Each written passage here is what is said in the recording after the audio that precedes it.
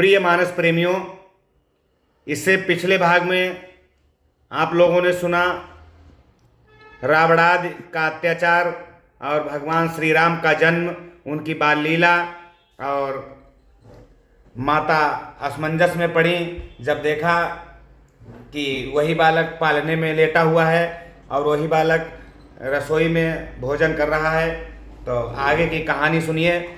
आगे की कथा हम आपको सुनाने जा रहे हैं कि देख रावा मात ही निज अद्भुत रूप अखंड, रोम रोम प्रति लागे कोटि कोटि ब्रह्मांड। फिर उन्होंने माता को अपना अखंड अद्भुत रूप दिखला दिया, जिसके एक एक रोम में करोड़ों ब्रह्मांड लगे हुए हैं। अगणित रवि शशि शिव चतुरानन, बहुगिरि रीता सिंधु मही कानन। काल कर्म गुण ज्ञान सुभाऊ, सो देखा जो सुनान काऊ। अगणित सूर्य चंद्रमा शिव ब्रह्मा, बहुत से पर्वत नदियां समुद्र पृथ्वी वन काल कर्म गुण ज्ञान और स्वभाव देखे, और वे पदार्थ भी देखे जो कभी सुने भी नहीं थे। देखी माया सब विधि गाढ़ी, अति सभीत जोरे कर ठाड़ी।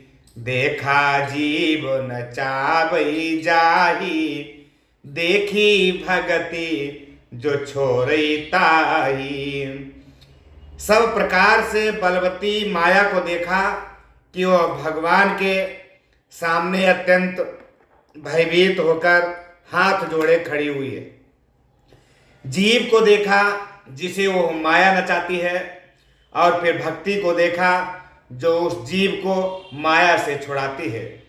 तन पुलकित मुख बचन ने आवा, नैन मूंदी चरण सिरुनावा। विस्मय बंत देखी महतारी, भय बहुरी शिशुरूप खरारी। माता का शरीर पुलकित हो गया, मुख से वचन नहीं निकलता। तब आंखें मूंद कर उसने श्री रामचंद्र जी के चरणों में सिर नवाया। माता को आश्चर्यचकित देखकर खर के शत्रु भी राम जी फिर बाल रूप हो गए। स्तुति करी न जाई भय माना, जगत पिता में सुत करी जाना। हरिजननी बहु विधि समुझाई, यह जनि कतहु काहसी सुन माई। माता से स्तुति भी नहीं की जाती। वो डर गई कि मैंने जगत पिता परमात्मा को पुत्र करके जाना है। श्री हरि ने माता को बहुत प्रकार से समझाया और कहा कि हे माता सुनो, यह बात कहीं पर कहना नहीं। बार बार कौशल्या विनय करई कर जोर, आब जनि कबहूँ व्यापै प्रभु मोहि माया तोरी। कौशल्या जी बार बार हाथ जोड़कर विनय करने लगी और कहने लगे कि हे प्रभु, मुझे आपकी माया अब कभी ना व्यापे। बाल चरित हरि बहु विधि कीन्हा, अति आनंद दास ने कहाँ दीन्हा। कछुक काल बीते सब भाई, बड़े भय परिजन सुखदाई। भगवान ने बहुत प्रकार से बाल लीलाएं की और अपने सेवकों को अत्यंत आनंद दिया। कुछ समय बीतने पर चारों भाई बड़े होकर कुटुंबियों को सुख देने वाले हुए। चूड़ा करने कीन्ह गुरु जाई, विप्रन पुनि दक्षिणा बहु पाई। परम मनोहर चरित अपारा, करत फिरत चार्यो सुकुमारा। तब गुरुजी ने जाकर चूड़ा कर्म संस्कार किया। ब्राह्मणों ने फिर बहुत सी दक्षिणा पाई। चारों सुंदर राजकुमार बड़े ही मनोहर अपार चरित्र करते फिरते हैं। मन क्रम बचन अगोचर जोई, दशरथ अजीर बिचर प्रभु सोई। भोजन करत बोल जब राजा, नहीं आवत तजी बाल समाजा। जो मन वचन और कर्म से अगोचर हैं वही प्रभु दशरथ जी के आंगन में विचर रहे हैं। भोजन करने के समय जब राजा बुलाते हैं तब वे अपने बाल सखाओं के समाज को छोड़कर नहीं आते। कौशल्या जब बोलन जाई, ठुमुक ठुमुक प्रभु चलहि पराई। निगम नेति शिवंतन पावा, ताहि धरे जननी हठि धावा। कौशल्या जब बुलाने जाती हैं तब प्रभु ठुमुक ठुमुक कर भागते हुए चलते हैं। जिनका वेद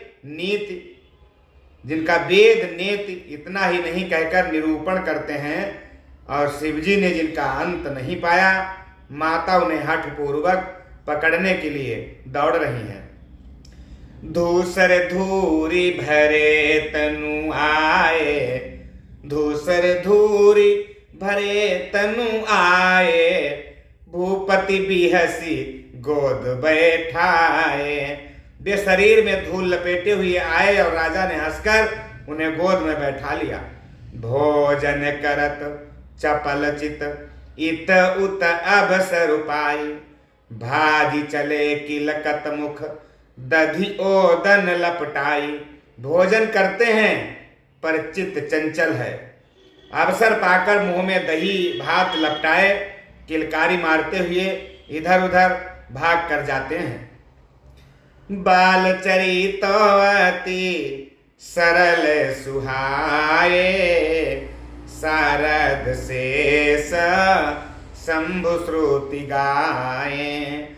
जिनकर मन इन्हा सन नहीं राता, ते जन वंचित किए विधाता। श्री रामचंद्र जी की बहुत ही सरल और सुंदर मनभावनी बाल लीलाओं का सरस्वती, शेष जी, शिव जी और वेदों ने गान किया है। जिनका मन इन लीलाओं में अनुरक्त नहीं हुआ, विधाता ने उन मनुष्यों को वंचित कर दिया, नितांत भाग्यहीन बना दिया। भय कुमार जब ही सब भ्राता, दीन जनेऊ गुरु पितु माता। गुरुग्रह गए पढ़ने रघुराई, अल्पकाल विद्या सब आई। ज्यों ही सब भाई कुमारावस्था के हुए, त्यों ही गुरु पिता और माता ने उनका यज्ञोपवीत संस्कार कर दिया। श्री रघुनाथ जी भाइयों सहित गुरु के घर में विद्या पढ़ने के लिए गए और थोड़े ही समय में उनको सारी विद्याएं आ गईं। जाकी सहज श्वास श्रुति चारी, सो हरि पढ़े यह कौतुक भारी। विद्या विनय निपुण गुणशीला, खेल ही खेल सकल नृपलीला। चारों वेद जिनके स्वाभाविक श्वास हैं वे भगवान पढ़ें, यह बड़ा कौतुक है, अचरज है। चारों भाई विद्या विनय गुण और शील में बड़े निपुण हैं और सब राजाओं की लीलाओं के ही खेल खेलते हैं। कर तलबान धनुषवती सोहा, देखत रूप चराचर मोहा। जिन्ह बीथिन बिहरही सब भाई, थकित होहि सब लोग लुगाई। हाथों में बाण और धनुष बहुत ही शोभा देते हैं। रूप देखते ही चराचर जड़ चेतन मोहित हो जाते हैं। वे सब भाई जिन गलियों में खेलते हैं, जिस मोहल्ले में खेलते हैं, जहां से निकलते हैं, सभी स्त्री पुरुष उनको देखकर स्नेह से शिथिल हो जाते हैं और ठिठक कर देखते हुए रह जाते हैं। कौशलपुरवासी नर नारी वृद्ध रुबाल, प्राणहु ते प्रिय लागत सब कहूँ राम कृपाल। कौशलपुर के रहने वाले सारे स्त्री पुरुष, बूढ़े और बालक सभी को भगवान श्री रामचंद्र जी प्राणों से भी बढ़कर प्रिय हैं। बंधु सखा संग ले ही बुलाई, बंधु सखा संग ले ही बुलाई, बन मृग यानी खेल ही जाई, पावन मृग मार ही जिय जानी, दिन प्रति नृप ही देखा वही आनी। श्री रामचंद्र जी भाइयों और इष्ट मित्रों को बुलाकर साथ में ले लेते हैं और नित्य वन में जाकर विभिन्न प्रकार के खेल खेलते हैं। मन में पवित्र समझकर हिरणों को मारते हैं, परेशान करते हैं और चिढ़ाते हैं। प्रतिदिन लाकर राजा दशरथ को दिखलाते हैं, बंधक बना के ले आते हैं और राजा दशरथ को अपना कौतुक दिखाते हैं। जे मृग राम बान के मारे, ते तनु तजी सुर लोक सिधारे, अनुज सखा संग भोजन करही, मातु पिता आज्ञा अनुसरही।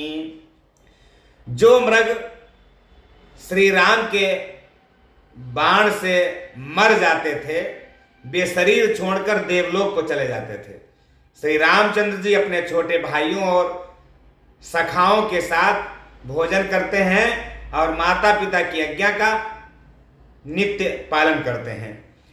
जेहि विधि सुखी होहि पुर लगा, करहि कृपा निधि सोई संजोगा, वेद पुराण सुनहि मन लाई, आपू कहाही अनु जन समुझाई। जिस प्रकार नगर के लोग सुखी होते हैं, सुखी होते हो, उनको अच्छा लगता हो, जो उनको मन में भाता हो, कृपा निधान श्री रामचंद्र जी वही संयोग बस वही लीला करते हैं। वे मन लगाकर वेद पुराण सुनते हैं और फिर स्वयं छोटे भाइयों को भी समझाकर कहते हैं। प्रातः काल उठी के रघुनाथा, मातु पिता गुरु ना वही माथा, आय सुमांगी करही पूरे काजा, देखी चरित हर सई मन राजा। श्री रामचंद्र जी प्रातःकाल उठकर माता पिता और गुरु को सिर नवाते हैं और आज्ञा लेकर के नगर का काम करते हैं। उनके चरित्र देखकर राजा अपने मन में बड़े हर्षित होते हैं। व्यापक अकल निहज निर्गुण नाम निरूप, भगत हेतु नाना विधि करत चरित्र अनूप। विश्वामित्र राजा दशरथ के पास जाते हैं और राम लक्ष्मण को उनसे मांगते हैं और उसके बाद वो आगे जाकर के ताड़का का वध करते हैं। तो आइए यहाँ से ये कथा प्रारंभ है। जो व्यापक अकल, निर्वयव, इच्छा रहित, अजन्मा और निर्गुण है तथा जिनका न नाम है न रूप, वही भगवान भक्तों के लिए नाना प्रकार के अनुपम अलौकिक चरित्र करते हैं। यह सब चरित कहा मैं गाई, आगिली कथा सुनहु मन लाई। विश्वामित्र महामुनि ज्ञानी, बसहि विपिन शुभ आश्रम जानी। ये सब चरित्र मैंने गाकर कहा, अब आगे की कथा मन लगाकर सुनो। ज्ञानी महामुनि विश्वामित्र वन में शुभ आश्रम बना करके और वहां बसते थे, जहां जप यज्ञ जोग मुनि करही, अति मारीच सुबाहु ही डरही। देखत यज्ञ निशाचर धावही, करही उपद्रव मुनि दुख पावही। जहां वे मुनि जप यज्ञ और योग क्रिया करते थे, वहां पर मारीच और सुबाहु का आतंक था, जिस कारण वो उनसे बहुत ज़्यादा डरते थे। यज्ञ देखते ही राक्षस दौड़ पड़ते थे और उपद्रव मचाते थे। जिससे मुनि लोग जो थे बहुत दुख पाते थे, बहुत ज़्यादा परेशान थे। तो एक दिन क्या हुआ कि गाधि तनय मन चिंता व्यापी, हरि बिनु मरहि न निशिचर पापी। तब मुनि भर मन कीन्ह विचारा, प्रभु बतरऊ हरन मही भारा। गाध के पुत्र विश्वामित्र जी के मन में चिंता छा गई। गाधि तनय, गाध के पुत्र, चिंता छा गई कि ये पापी राक्षस भगवान के बिना नहीं मर सकते हैं। तब श्रेष्ठ मुनि ने मन में ये विचार किया कि प्रभु ने पृथ्वी का भार हरने के लिए जो अवतार लिया है, तो अब उसका समय आ गया है। ये हूँ मिस देखो पद जाई, कर विनती आनो दो भाई। ज्ञान विराग सकल गुण अयना, सो प्रभु मैं देखब भरी नैना। इसी बहाने मुनि सोच रहे हैं कि इसी बहाने जाकर मैं उनके चरणों का दर्शन कर लूंगा और विनती करके दोनों भाइयों को राजा दशरथ से मांगकर ले आऊंगा। जो ज्ञान वैराग्य और सद्गुणों के धाम है, उन प्रभु को मैं नेत्र भरकर देख सकूंगा। बहुविधि करत मनोरथ, जात लागी नहीं बार। करी मज्जन सरऊजल, गए भूप दरबार। बहुत प्रकार से मनोरथ करते हुए जाने में देर नहीं लगी। सरयू जी के जल में स्नान करके वे राजा दशरथ के दरवाजे पर अयोध्या धाम में जा करके पहुंच गए। मुनिया गमन सुना जब राजा, मिलन गयो लई विप्र समाजा। करि दंडवत मुनि सनमानी, और निज आसन बैठारे धियानी। राजा दशरथ ने जब सुना कि मुनि आ गए हैं, गाधि तनय आ गए हैं, तब वे ब्राह्मणों के समाज को साथ लेकर तत्काल मिलने पहुंच गए और दंडवत करके मुनि का सम्मान करते हुए उन्हें लाकर आसन पर यथोचित बिठा दिया। चरण पखारी कीन्ही अति पूजा, मोह समाज धन्य नहीं दूजा। विविध भांति भोजन करवावा, मुनि बर हृदय हरसवती पावा। राजा दशरथ ने गाधि तनय के चरणों को धोकर उनकी पूजा की और कहा कि मेरे समान धन्य आज दूसरा कोई नहीं है।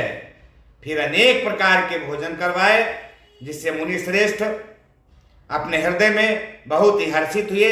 उन्होंने बहुत हर्ष प्राप्त किया। पुनि चरणनि में ले सुतचारी, राम देखी मुनि देह विसारी। मगन भय देखत मुख शोभा, जन चकोर पूरन शशि लोभा। फिर राजा ने चारों पुत्रों को मुनि के चरणों में डाल दिया। उन्हें सबने जो है उनको प्रणाम किया। श्री रामचंद्र जी को देख करके मुनि अपनी देह की सुध बुध भूल बैठे। वे श्री राम जी के मुख की शोभा देखते ही ऐसे मग्न हो गए, मानो चकोर पूर्ण चंद्रमा को देखकर लुभा गया हो। तब मन हरसि बचन कहाराऊ, मुनियस कृपा न कीन्ही हूँ काऊ। कही कारण आगमन तुम्हारा, कहु सो करतन लाभूं बारा।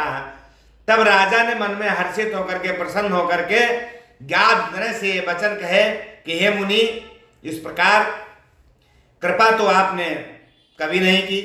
आज किस कारण से आपका ये शुभागमन हमारे धाम में हुआ है, कहिए, मैं उसे पूरा करने में किंचित देर नहीं लगाऊंगा। सुर, वो कह रहे हैं गाधि तनय कि ये सुर समूह सताबहि मोहि, मैं जाचन आयऊ नृप तोहि। अनुज समेत देहु रघुनाथा, निशिचर बधु में हो बसना था। गाद तनय ने कहा कि हे राजन, राक्षसों के समूह मुझे बहुत सताते हैं, इसलिए मैं तुमसे कुछ मांगने के लिए आया हूं। छोटे भाई सहित श्री रघुनाथ जी को आप मुझे दे दीजिए। राक्षसों के मारे जाने पर मैं सुरक्षित हो जाऊंगा। देव भूप मन हर्षित तजहु मोह ज्ञान, धर्म सुजस प्रभु तुम कहो इन्हें कहाँ अति कल्याण। हे राजन, प्रसन्न मन से इनको हमें दे दो, मोह और अज्ञान को छोड़ दो। हे स्वामी, इससे तुमको धर्म और सुयश की प्राप्ति होगी और इनका परम कल्याण होगा। सुनि राजा अति प्रिय बानी, हृदय कंप दुख मुख दुति कुमलानी। चौथे पन पायो सुतचारी, विप्र बचन नहीं कहु विचारी। इस अत्यंत अप्रिय वाणी को सुनकर राजा का हृदय कांप उठा और उनके मुख की कांति फीकी पड़ गई। उन्होंने कहा कि हे ब्राह्मण, मैंने चौथेपन में ये 4 पुत्र पाए हैं, आपने विचार कर बात नहीं कही है। मांगहु भूमि धेनु धन कोसा, सर्वस देऊं आज सहरोसा। देह प्राण ते प्रिय कछु नाही, सो मुनि देऊं निमिष एक माही। राजा दशरथ ने कहा कि हे मुनि, आप पृथ्वी गोधन और खजाना कुछ भी मांग लीजिए, मैं सब कुछ आज बड़े हर्ष के साथ दे दूंगा। अपना सर्वस्व देने को तैयार हूं। देह और प्राण से अधिक प्यारा कुछ भी नहीं होता, मैं उसे भी देने में एक पल नहीं लगाऊंगा। सब सुत प्रिय मोहि प्राण की नाई, राम देत नहीं बनई गोसाई। कहाँ निशिचर अति घोर कठोरा, कहाँ सुंदर सुत परम किशोरा। सभी पुत्र मुझे प्राणों के समान प्रिय हैं, प्यारे हैं। उनमें भी हे प्रभु, राम को तो किसी भी प्रकार देते नहीं बनता। कहाँ अत्यंत डरावने और क्रूर राक्षस और कहाँ परम किशोर अवस्था के बिल्कुल सुकुमार मेरे सुंदर पुत्र हैं, उनका सामना कैसे कर पाएंगे। आपने सोच के कोई मांग नहीं रखी गुरुवर। तो सुनी नृप गीरा प्रेम रस सानी, हृदय हरस माना मुनि ज्ञानी। तब वशिष्ठ बहु विधि समुझावा, नृप संदेह नाश कहाँ पावा। प्रेम रस में सनी हुई राजा की वाणी सुनकर ज्ञानी मुनि विश्वामित्र जी ने हृदय में बहुत हर्ष माना। तब वशिष्ठ जी ने राजा को बहुत प्रकार से समझाया, जिससे राजा का संदेह नाश को प्राप्त हुआ, उनका संदेह दूर हो गया। अति आदर दो तनय बुलाए, हृदय लाई बहु भांति सिखाए। मेरे प्राण नाथ सुत दो, तुम मुनि पिता आन नहीं को। राजा ने बड़े ही आदर से दोनों पुत्रों को अपने पास बुलाया और हृदय से लगाकर बहुत प्रकार से उन्हें शिक्षा दी। फिर कहा कि हे नाथ, ये दोनों पुत्र मेरे प्राण के समान मुझे प्रिय हैं। हे मुनि, अब आप ही इनके पिता हैं और दूसरा कोई नहीं। जो कुछ हैं आज से इन हमारे दोनों पुत्रों के आप ही सब कुछ हैं। सौंपे भूप ऋषि सुत बहुविधि देय शीस, जननी भवन गए प्रभु चले नाई पद शीस। राजा ने बहुत प्रकार से आशीर्वाद देकर पुत्रों को ऋषि विश्वामित्र के हवाले कर दिया फिर प्रभु माता के महल में गए और उनके चरणों में सिर नवाकर उनसे आज्ञा लेकर वहां से चले। पुरुष सिंह दो वीर हरस चले मुनि भय हरन, कृपा सिंधु मति धीर अखिल विश्व कारण करन। पुरुषों में सिंह रूप दोनों भाई राम लक्ष्मण मुनि का भय हरने के लिए प्रसन्न होकर उनके साथ चल दिए। हे कृपा के समुद्र, वीर बुद्धि और संपूर्ण विश्व के कारण के भी कारण है। अरुण नयन उरे बाहु विशाला, नील जलज तनु श्यामत माला, कटिपट पीत कसे बर भाथा, रुचिर चाप सायक दुहु हाथा। भगवान के लाल नेत्र हैं, चौड़ी छाती और विशाल भुजाएं हैं, नील कमल और तमाल के वृक्ष की तरह श्याम शरीर है, कमर में पीतांबर पहने और सुंदर तरकस कसे हुए हैं, दोनों हाथों में सुंदर धनुष और बाण है। श्याम गौर सुंदर दो भाई, विश्वामित्र महानिधि पाई, प्रभु ब्रह्मण्य देव मैं जाना, मोहिनीति पिता तजो भगवाना। श्याम और गौर वर्ण के दोनों भाई परम सुंदर हैं। विश्वामित्र जी को महानिधि प्राप्त हो गई। वे सोचने लगे कि मैं जान गया कि प्रभु ब्रह्मण्य देव ब्राह्मणों के भक्त, और मेरे लिए भगवान ने अपने पिता को भी छोड़ दिया।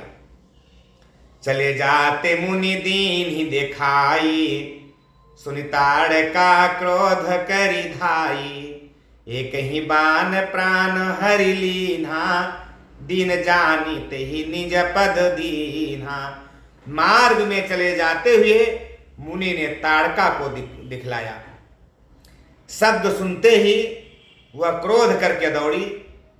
श्री राम जी ने एक ही बाण से उसके प्राण हर लिए और दीन जानकर उसको अपना दिव्य स्वरूप दिया।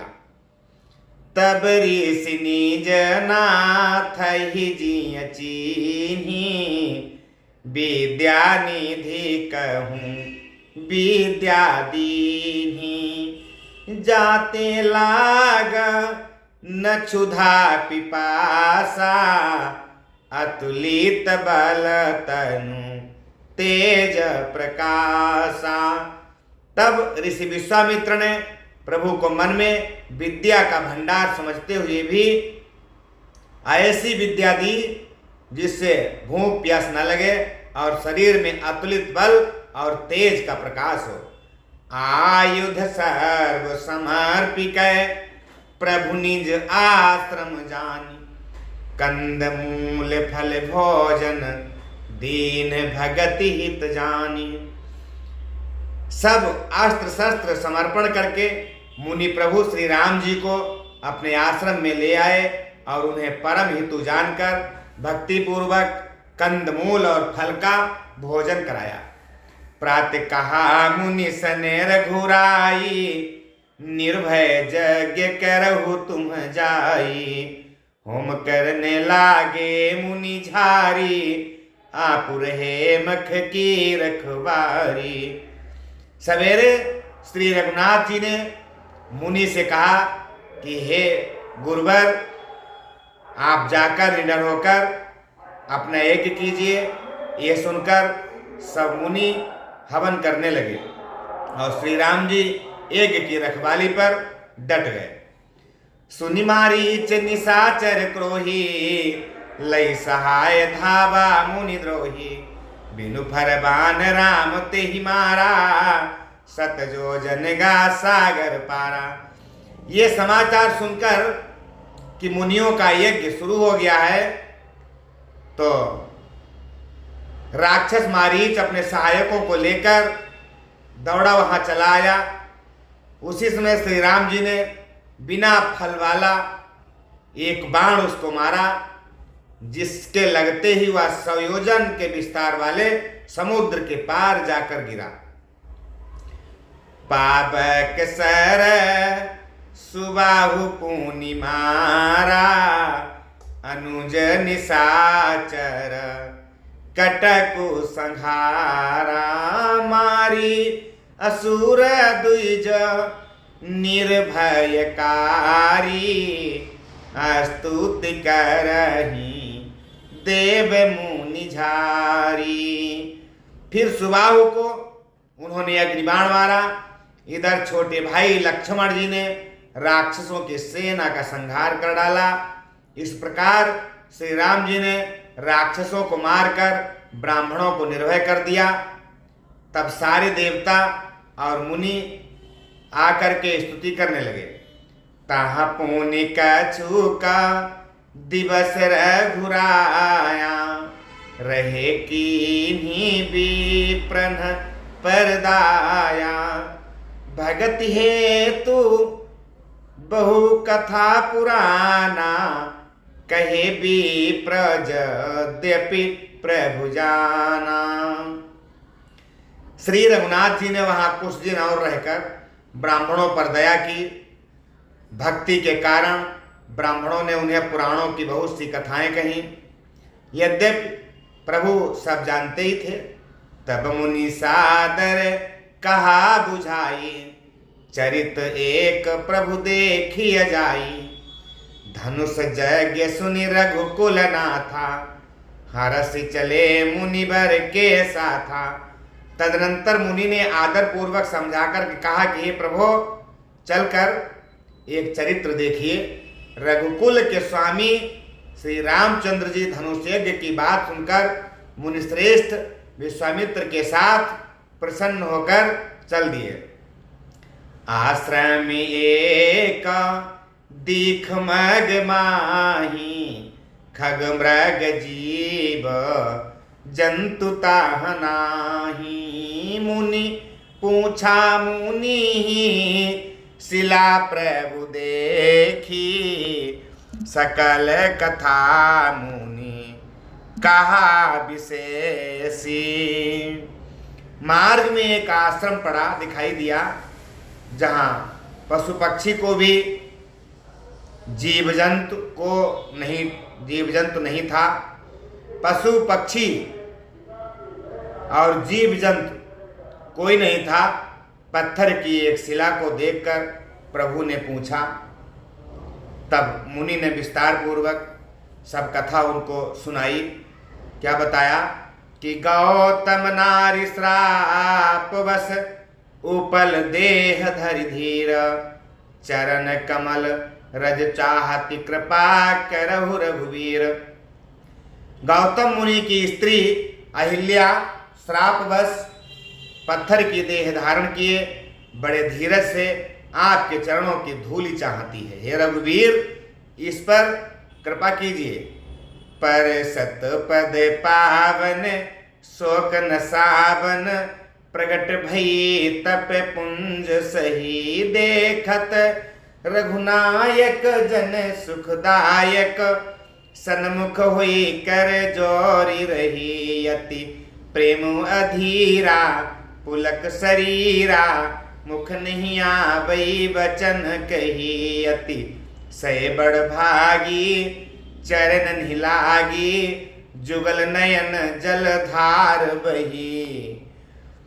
धीरज मन कीन्हा प्रभु कहूँ चीन्हा रघुपति कृपा भगति पाई अति निर्मल बानी स्तुति ठानी ज्ञान गम्य जय रघुराई।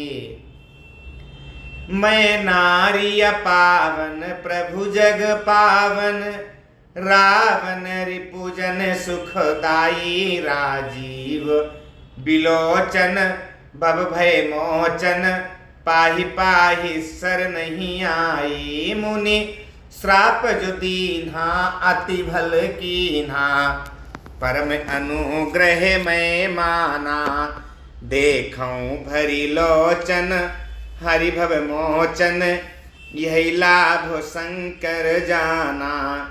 बिनती प्रभु मोरी मैं मति भोरी नाथ न मांगऊं बर आना पद कमल परागा रस अनुरागा मम मन मधुप करे पाना, जेहि पद सुर सरिता परम पुनीता, प्रगट भई शिव शीस धरी, सोई पद पंकज जेहि पूजत अज, मम सिर धरऊ कृपाल हरि, यही भांति सिधारी गौतम नारी, बार बार हरि चरण परी, जो अति मन भावा सो बरु पावा, गए पति लोक आनंद भरी।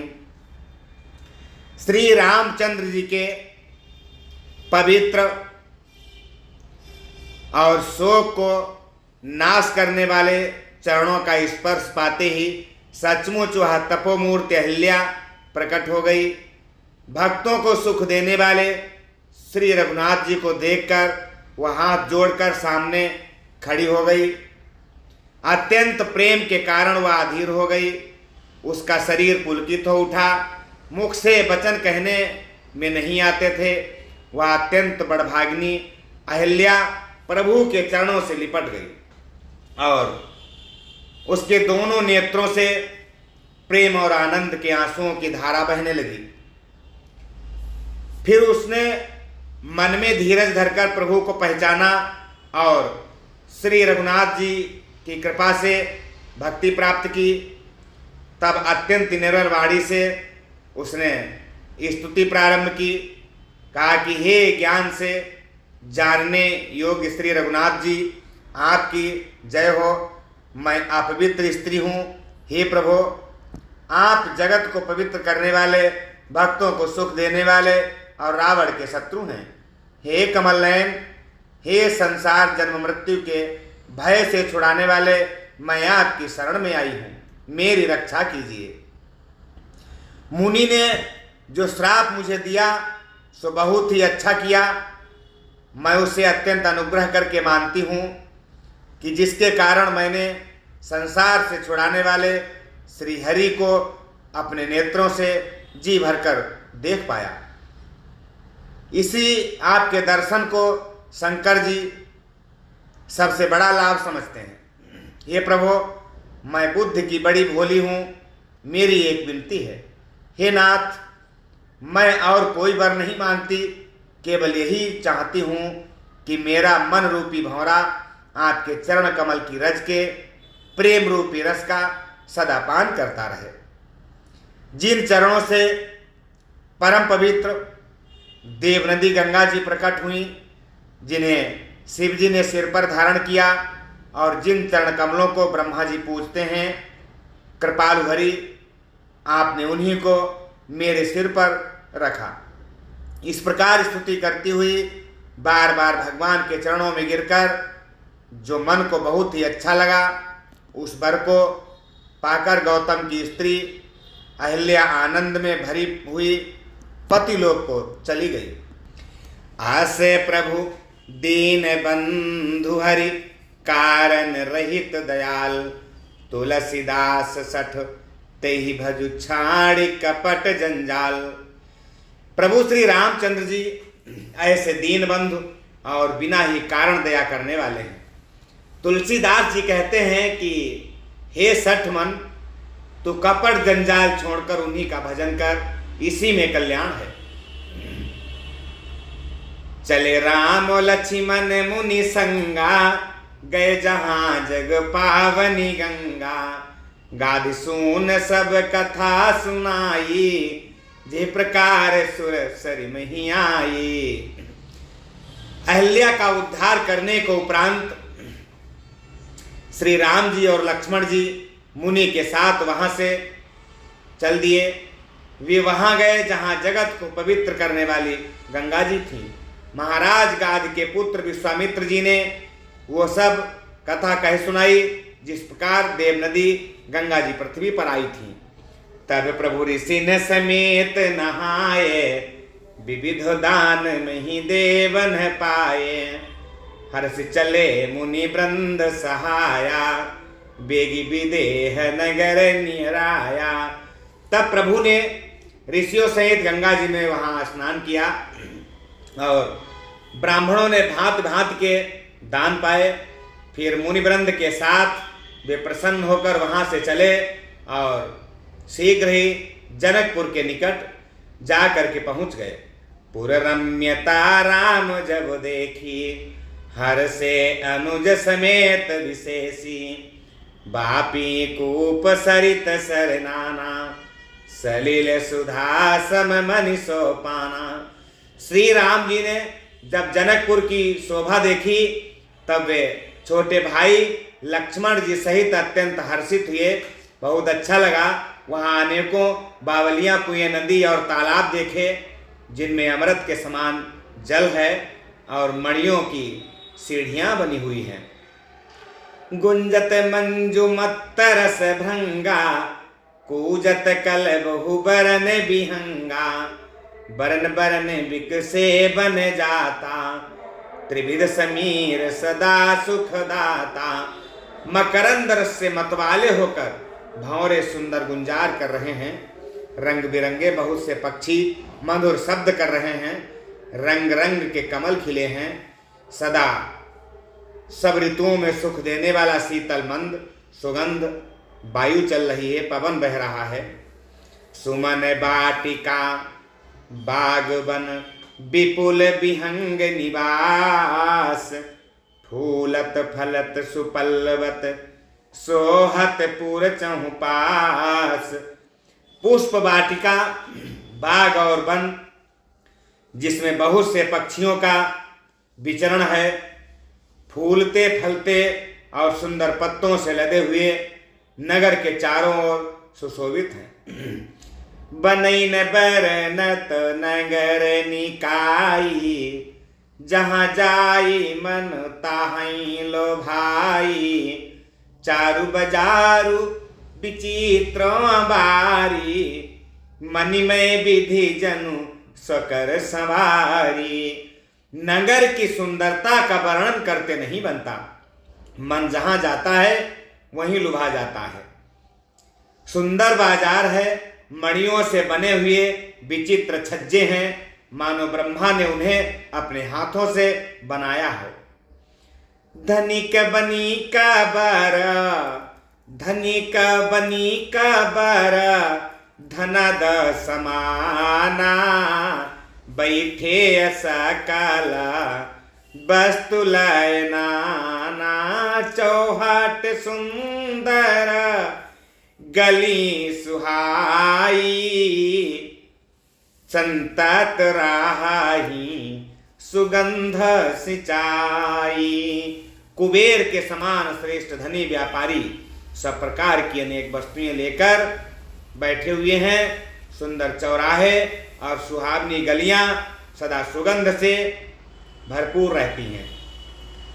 मंगलमय मंदिर सबके रे, चित्रित जनुरति नाथ चितेरे, पुर नर नारी सुभग सुचि संता, धर्मशील ज्ञानी गुणवंता। सबके घर मंगलमय हैं और उन पर चित्र कढ़े हुए हैं जिन्हें मानो कामदेव रूपी चित्रकार ने अंकित किया हो। नगर के सभी स्त्री पुरुष सुंदर पवित्र साधु स्वभाव वाले धर्मात्मा ज्ञानी और गुणवान हैं। यति अनूप जहाँ जनक निवासु, बिथ कहीं विबुधा बिलो की बिलासु, होता चकित चिता कोट बिलो की, सकल भुवन शोभा जनुरो की। जनक जी का अत्यंत अनुपम सुंदर निवास स्थान बना हुआ है। वहाँ के विलास को देख करके देवता भी स्तंभित हो जाते हैं। मनुष्यों की तो बात ही क्या है। कोट राजमहल के परकोटे को देखकर चित्त चकित हो जाता है। ऐसा मालूम होता है कि मानो उसने समस्त लोकों की शोभा को रोक रखा हो। धवल धाम मणि पुरट पट सुघटित नाना भांति, सिय निवास सुंदर सदन शोभा किमि कही जाति। उज्जल महलों में अनेक प्रकार के सुंदर रीठ से बने हुए मणिजटित सोने की जरी के पर्दे लगे हुए हैं। सीता जी के रहने के सुंदर महल की शोभा का वर्णन किया ही कैसे जा सकता है। सुभग द्वार सब कुलिस कपाटा, भूप वीर नट मागध भाटा। बनी विशाल बाजी गजशाला, है गए रथ संकुल सब काला। राजमहल के सब दरवाजे बड़े सुंदर बने हुए हैं, जिनमें वज्र के मजबूत अथवा हीरों के चमकते हुए किवाड़ लगे हुए हैं। वहाँ राजाओं, नटों, मागधों और भाटों की भीड़ लगी रहती है। घोड़ों और हाथियों के लिए बहुत बड़ी बड़ी घुड़सालें और गजशालाएं बनी हुई हैं, जो सब समय घोड़े, हाथी और रथों से भरी रहती हैं। सूर सचिव से नप बहु तेरे, नृप ग्राह सरीस सदन सब के रे। पूरे बाहेर सर सरिता समीपा, उतरे जहाँ तहाँ विपुल महीपा। बहुत से सूरवीर मंत्री और सेनापति हैं, उन सब के घर भी राजमहल जैसे हैं। नगर के बाहर तालाब और नदी के निकट जहाँ तहाँ बहुत से राजा लोग डेरा डाले हुए हैं। देखी अनूप एक आबराई, सब सुपास सब भांति सुहाई। कौशिक कहेऊ मोर मनुमाना, यहाँ रही रघु वीर सुजाना। वहीं आमों का एक अनुपम बाग देख करके, जहाँ 100 प्रकार के सुभीते थे और जो सब प्रकार से सुहावना था, विश्वामित्र जी ने कहा कि ये सुजान रघुवीर, मेरा मन कहता है कि यहीं रुक जाया जाए। भले ही नाथ कही कृपा निकेता, उतरे ता मुनि वृंद समेता। विश्वामित्र महामुनि आए, समाचार मिथिलापति पाए। राम के धाम, कृपा के धाम श्री रामचंद्र जी बहुत अच्छा स्वामिन कहकर वहीं मुनियों के समूह के साथ ठहर गए। मिथिलापति जनक जी ने जब ये समाचार पाया कि महामुनि विश्वामित्र आए हुए हैं, तो संग सचिव सुचि भूरि भट, भूसुर बरगुर ज्ञाति। चले मिलन मुनि नायक ही, मुदित राउ यही भांति। तब उन्होंने पवित्र हृदय के ईमानदार स्वामी भक्त मंत्री, बहुत से योद्धा, श्रेष्ठ ब्राह्मण गुरु सतानंद जी और अपनी जाति के श्रेष्ठ लोगों के साथ लिया और इस प्रकार प्रसन्नता के साथ राजा मुनियों के स्वामी विश्वामित्र जी से मिलने पहुंच गए। कीन्ह प्रणाम चरण धरि माथा, दीन्हि असीस मुदित मुनि नाथा। विप्र वृंद सब सादर बंदे, जानि भाग्य बड़ राउ आनंदे। राजा ने मुनि के चरणों पर मस्तक रखकर प्रणाम किया और मुनियों के स्वामी विश्वामित्र जी ने प्रसन्न होकर आशीर्वाद दिया। फिर सारी ब्राह्मण मंडली को आदर सहित प्रणाम किया और अपना बड़ा भाग्य जानकर राजा बड़े आनंदित हुए। कुशल प्रश्न कही बारही बारा, विश्वामित्र नृपहि बैठारा।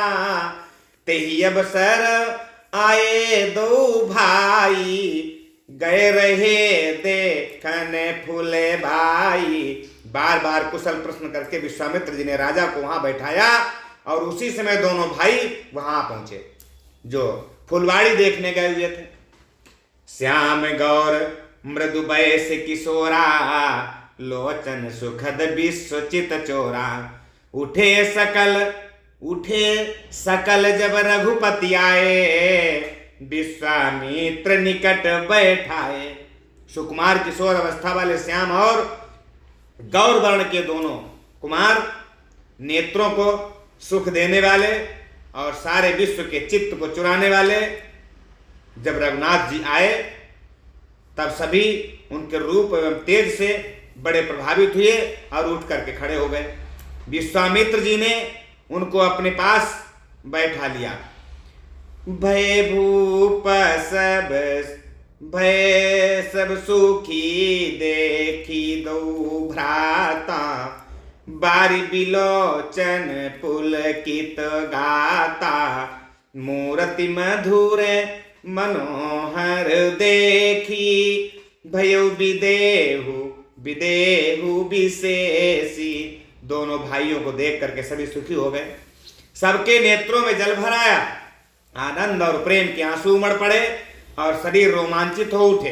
राम जी की मधुर मनोहर मूर्ति को देखकर विदेह जनक विशेष रूप से विदेह देह की सुधबुध से रहित यानी विदेह हो गए।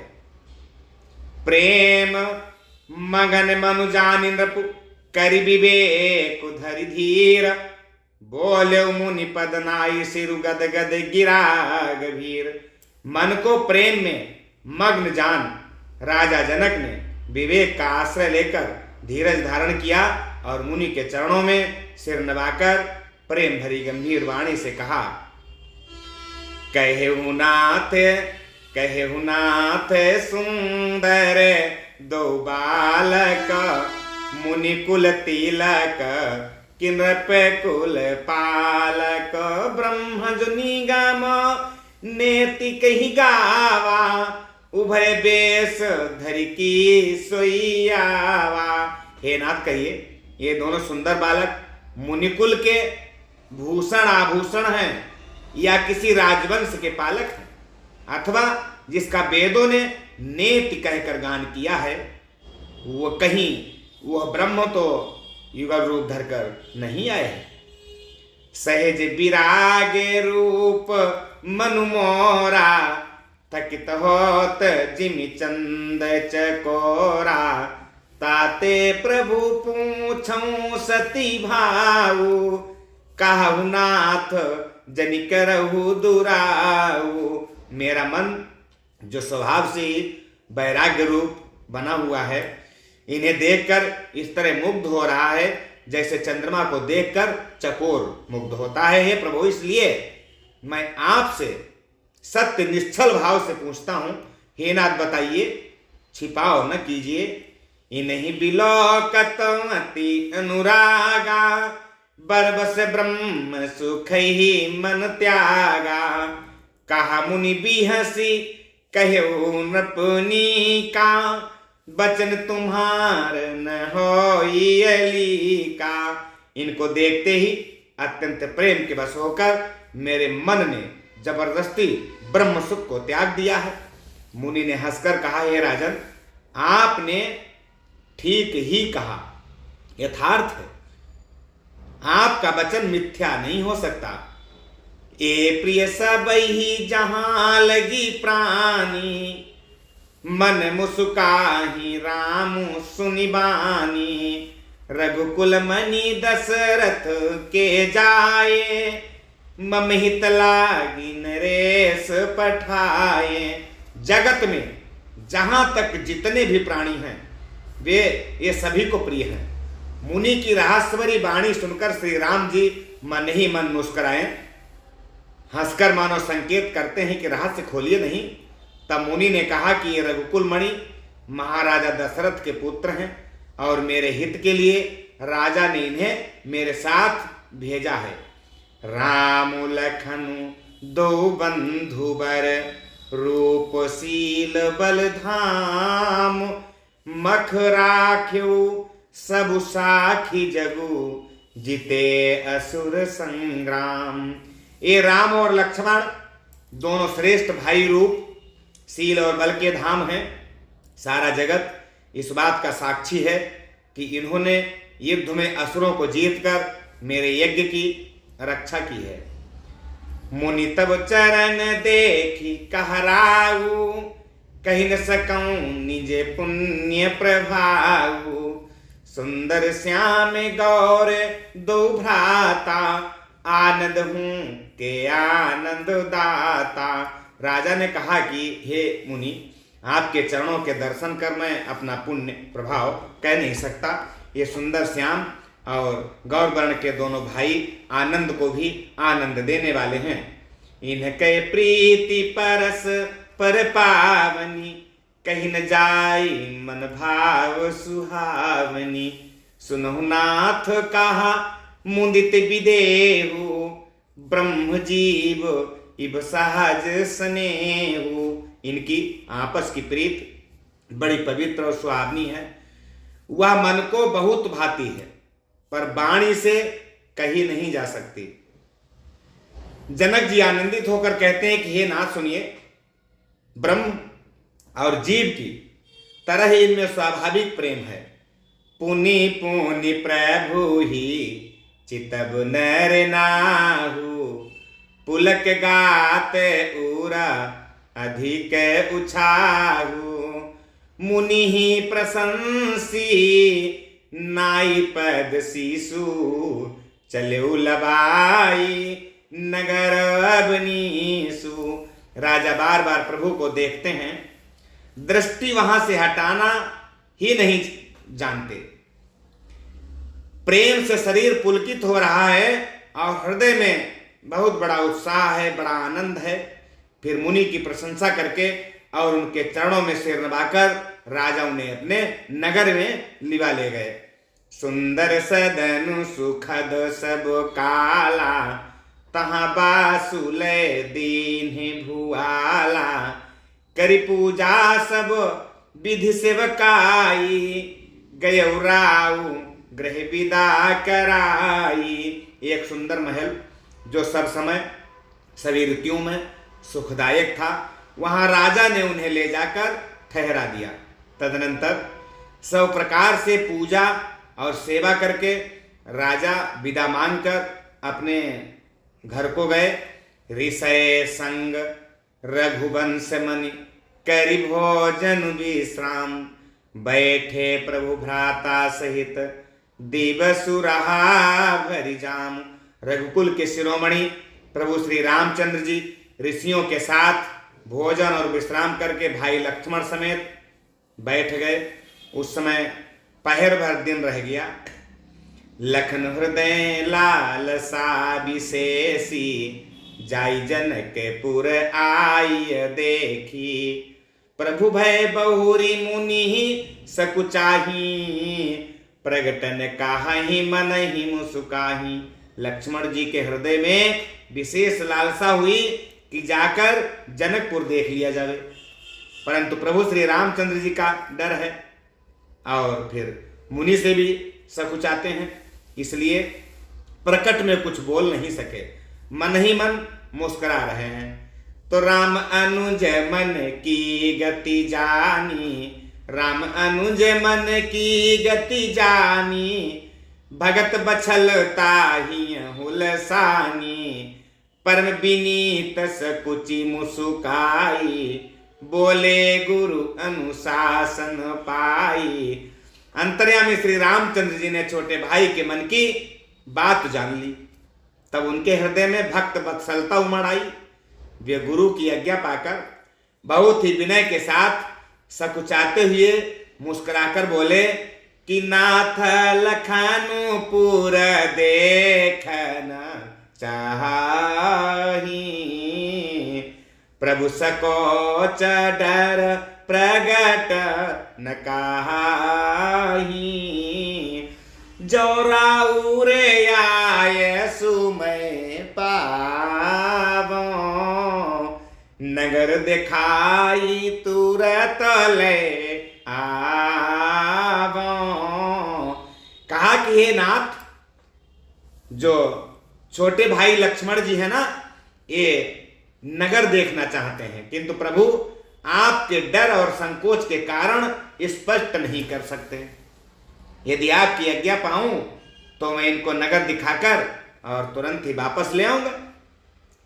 सुनि मुनि से कहा बचन सप्रीति, कसन राम तुम राखहु नीति। धर्म से तू पालक तुम ताता, प्रेम विवश सेवक सुख दाता। ये कहकर मुनीश्वर विश्वामित्र जी ने प्रेम सहित वचन कहे कि हे राम, तुम नीति की रक्षा कैसे ना करोगे।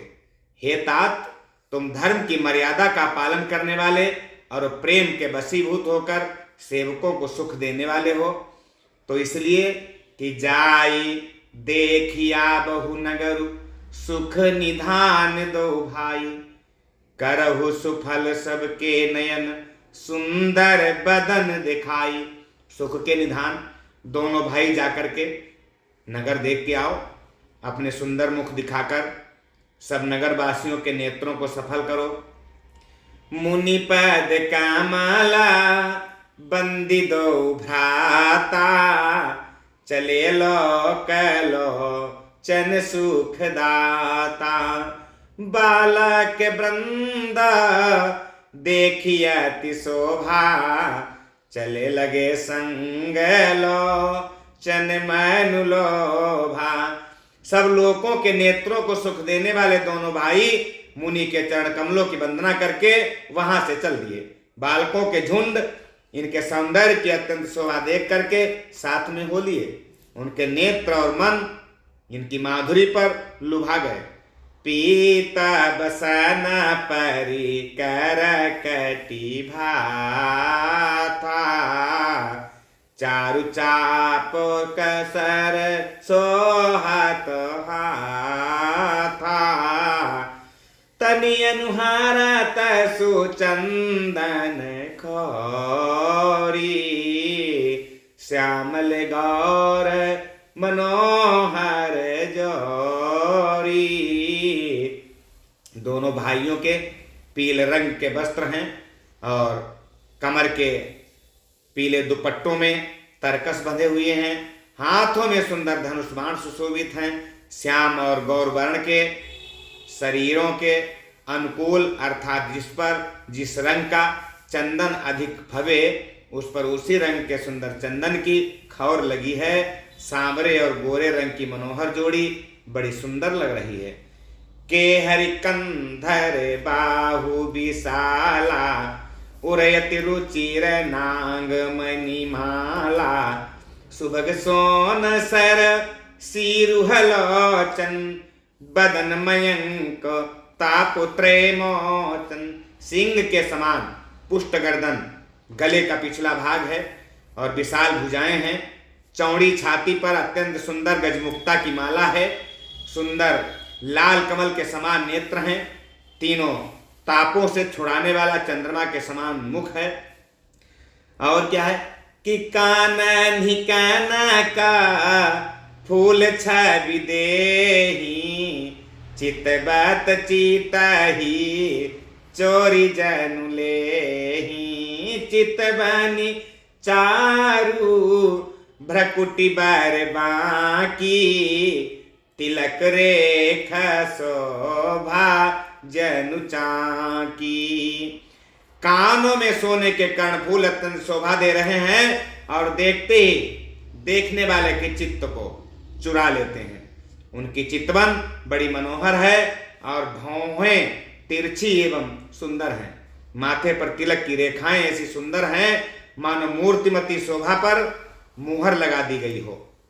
रुचिर चौतनी सुभग सिर, मेचक कुंचित केस। नख सिर सुंदर नख सिख सुंदर, बंधु दो शोभा सकल सुदेश। सिर पर सुंदर चौकोनी टोपियां लगी हुई हैं, काले और घुंघराले बाल हैं। दोनों भाई नख से लेकर सिख तक बड़ी एड़ी से चोटी तक सुंदर हैं और सारी शोभा जहां जैसी चाहिए और वैसी ही है। देखन नगरु भूप सूत आए, समाचार पुर बासीन पाए। धाये धाम काम सब त्यागी, मनहु रंग निधि लूटन लागी। जब पुरवासियों ने समाचार पाया कि दोनों राजकुमार नगर देखने के लिए आए हैं, तब ये सब घर बार और सब काम काज छोड़कर ऐसे दौड़े मानो धन का खजाना लूटने दौड़े हों।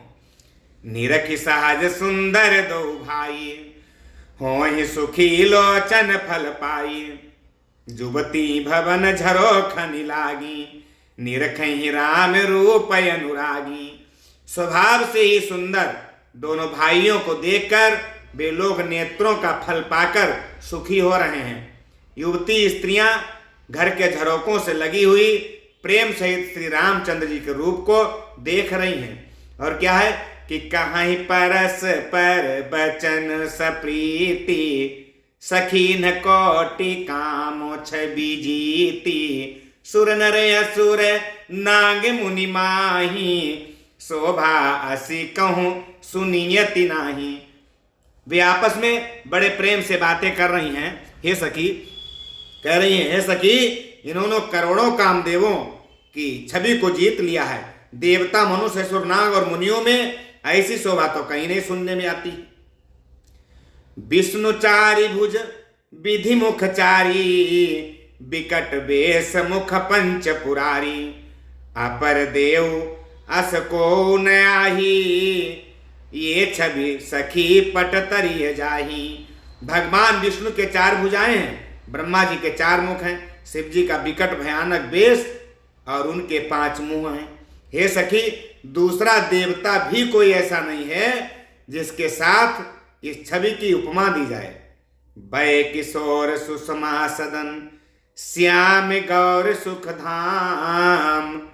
अंग अंग पर बारी, कोटि कोटि सतकाम। इनकी किशोरावस्था है।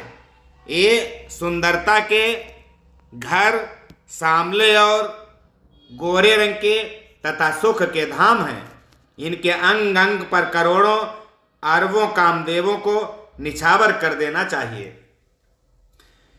कहु सखी यस को तनु धारी, जो ने मोहया रूप निहारी। कौस प्रेम बोली मृदुबानी, जो मैं सुना सो सुनहूं सयानी। हे सखी, कहो तो ऐसा कौन शरीरधारी होगा जो इस रूप को देखकर मोहित न हो। अर्थात यह रूप जड़ चेतन सबको मोहित करने वाला है। तब कोई दूसरी सखी प्रेम सहित कोमलवाणी से क्या बोलती है कि हे सयानी, मैंने जो सुना है वो सुनिए कि ए दो दशरथ के ढोटा, ए दो दशरथ के ढोटा। बाल मरालनी के कल जोटा, मुनि कौशिक मख के रखवारे। जिन्हर ने अजीर निशाचर मारे।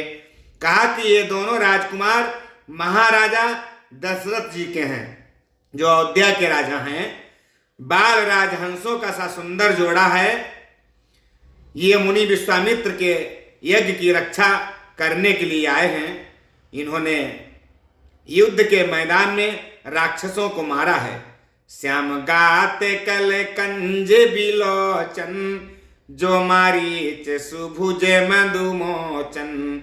कौसल्या सुत सो सुख खानी, नाम राम धनु सहायक पानी। जिनका श्याम शरीर और सुंदर कमल जैसे नेत्र हैं, जो मारीच और सुबाहु के मद को चूर करने वाले और सुख की खान हैं, और जो हाथ में धनुष बाण लिए हुए हैं, वे कौशल्या जी के पुत्र हैं। इनका नाम राम है। और क्या कह रही हैं कि गौर किशोर बेसुबर काछे, कर सर चाप राम के अपाछे लक्ष्मण नामो राम लघु भ्राता सुनु सखिता सु सुमित्रा माता। कहा कि जिनका रंग गोरा और किशोर अवस्था है और जो सुंदर वेश बनाए हाथ में धनुष बाण लिए हुए हैं वो श्री राम जी के पीछे पीछे जो चल रहे हैं वो इनके छोटे भाई हैं और इनका नाम लक्ष्मण है। हे सखी सुनिए, इनकी माता का नाम सुमित्रा है। मित्रों, इसके आगे की कथा हम आपको अगले भाग में सुनाएंगे। प्रेम से बोलिए श्री रामचंद्र भगवान की जय।